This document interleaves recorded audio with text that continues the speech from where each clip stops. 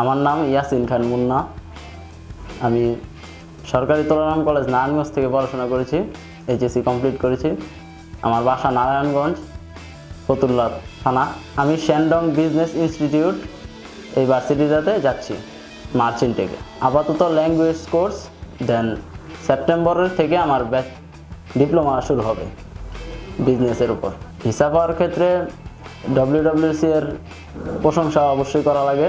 Visa পাওয়ার আগে আমার প্রথমে 1 টাকাও দেওয়া লাগে নাই, দেন ভিসা যখন আসছে তারপর ওনাদেরকে পেমেন্টটা করছি।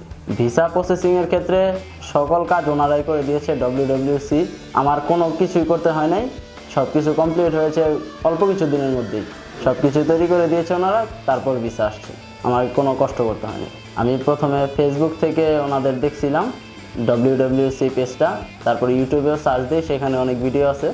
তো সেখান থেকে দেখে ওনাদের একদিন অফিসে আসি, ওনাদের সাথে যোগাযোগ করি, তারপর বলে অফিসে আসতে।